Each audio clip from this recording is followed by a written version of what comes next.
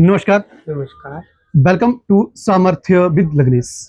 आज हम जैसा कि आप सभी जानते हैं, दिल्ली में जो कांग्रेस जनता पार्टी के द्वारा जो धरना दिया जा रहा था, उसको लेकर मैं कुछ बातें करना चाहूँगा। हमारे साथ हैं हमारे सर डोमेश्वर सर जी और साथ में कल्पना मैडम जी है। तो पहले हम शुरुआत करेंगे डोमेश्वर सर जी से। सर, थोड़ा सा आप इसके बारे में अपना पक्ष रखें कि ये जो बातें शिमला में दिल्ली में चल रहा है, क्या इसमें आप कहना चाहते हैं? नमस्कार, मैं डोमेश्वर कुमार बात कर रहा हूँ।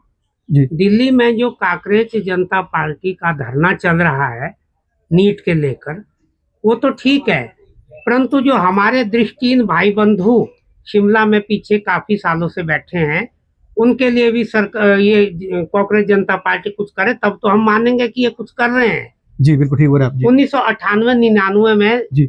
ब्लाइंड पर्सन्स एसोसिएशन ने धरना दिया था। तत्कालीन मुख्यमंत्री प्रेम कुमार धूमल जी ने दृष्टिहीनों के कार्य कर दिए थे और जो भी पद जो है सृजित कर दिए थे। जो खाली पद थे उनको भर दिया था। भर दिया था। जी जी। तो लेकिन अभी तो मतलब लगभग 1 वर्ष 3 वर्ष होने को आ गए हैं। 3 वर्ष होने को आए। हम सरकार से टकराव नहीं चाहते। जी बिल्कुल। जी जी। हम ये चाहते हैं कि जिस तरह कांग्रेस जनता पार्टी दिल्ली में धरना दे रही है नीट के लिए, क्या हिमाचल के लिए वो कुछ कर पाएंगे? यदि कर सकते हैं तो कृपया आप जानकारी दें उसकी। आगे आप ही बोलो। जी बिल्कुल जी, धन्यवाद जी डोमेश्वर जी। जी, हमारे साथ हैं मैडम कल्पना जी। मैम, थोड़ा सा आप अपने बारे में बताएं, जैसे आपके नाम, डिसेबिलिटी वगैरह क्या है? नमस्कार जी, मेरा नाम कल्पना देवी है। मैं डिस्ट्रिक्ट मंडी से बिलोंग करती हूँ। तो देखिए, हमारा धरना चला हुआ है शिमला में 3 सालों से। जैसे दिल्ली में जंतर मंतर में धरना चला हुआ है, जैसे उनकी मांगें पूरी की जा रही है, तो हम 3 सालों से बैठे हुए हैं, हमारी मांगों को क्यों नहीं पूरा किया जा रहा है?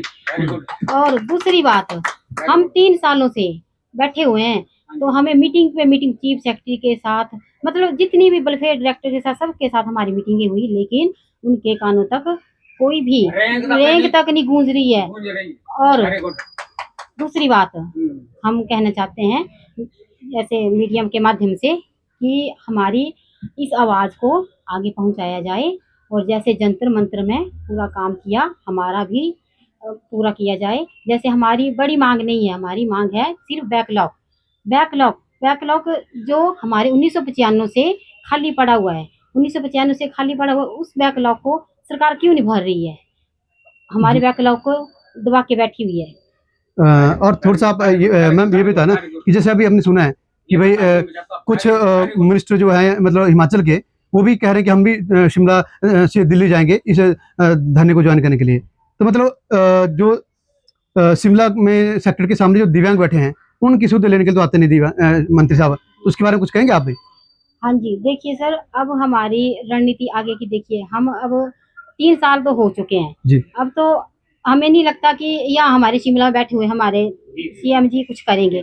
अब हमें भी अपना आगे का कदम यही उठाना पड़ेगा कि हमें भी दिल्ली को ही जाना पड़ेगा, और दिल्ली में भी हमें भी जंतर मंतर में, जैसे अभी इन्होंने कांग्रेस नेता पार्टी इन्होंने किया धरना, वैसे ही हम भी जंतर मंतर में जाके धरना करेंगे और हमारी मांगे, मुझे लगता है वहीं से हमारी मांग को भी पूरा किया जाएगा। हमारी मांगा पूरी। मैडम, आपके साथ।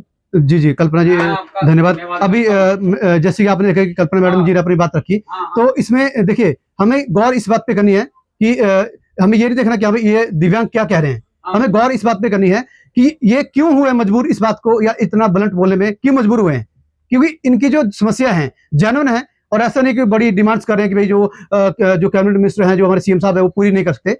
लेकिन जब पूरी नहीं कर रहे हैं या जो डिले हो रहा है, उसी कारण से ये जो दिव्यांग मजबूर हो गए हैं कि अब हमारे पास चारा क्या है। जब चारा नहीं है, उसी को लेकर तभी करें कि भाई हम या तो धरने को बड़े लेवल पे करेंगे, या उग्र करेंगे, या फिर कहीं जैसे अभी आपने देखे कि सोनम वांगचुक जिन्होंने 25-26 दिन भूख हड़ताल पे बैठे थे, तो उनकी भूख हड़ताल जैसे समाप्त की गई, और इन्होंने जो डिमांड उठाई थी, तो केंद्रीय जो शिक्षा मंत्री श्री धर्मेंद्र प्रधान जी ने भी अभी हाल ही में इस्तीफा दे दिया है, क्योंकि जो नीट पेपर वगैरह लीक हुए थे, उसको लेकर जवाबदेही किसी न किसी को तो सेट करनी थी, किसी न किसी को तो जिम्मेदारी लेनी थी। तो इसी तरह जो शिमला में जो दृष्टिबाधित जो बैठे हैं पिछले लगभग 1 वर्षों से, तो इनकी शुद्ध नहीं को ले रहे हैं, तो इसकी जवाबदेही भी कोई सेट करे, और इसके बाद एक ऐसा एग्जाम्पल सेट किया जाए कि हाँ भाई क्यों नहीं इनकी बातें सुन रही है। और एक बार मैं कहता हूँ, आग्रह करता हूँ सीएम साहब जी से कि काइंडली इनके साथ आप मिलिए, बात कीजिए, ये क्या चाहते हैं उसके ऊपर अगर आप विचार करें। मुझे लगता है कि जैसे आपके पास पावर है, आप उस पोजीशन पे है कि आप जो एक बार मार्क करेंगे, जो लिखेंगे, आप जो रूल बनाएंगे वो दिव्यांगों के लिए लाइफ लॉन्ग रहेगा, ठीक है। तो उसके बाद दिव्यांग, मैं बोलता हूँ कि दिव्यांग आपकी फ्रेम बना के अपने घर में रखेंगे, ठीक है। और इसीलिए थोड़ा सा आप एक बार दिव्यांगों के बारे में सोचिए कि इनके लिए कुछ कीजिए, क्योंकि ताकि दिव्यांग अपने जो लाइवलीहुड है, अपना परिवार है, उसको अच्छे से चला सके। आपके एक प्रयास से ही ये संभव है। धन्यवाद।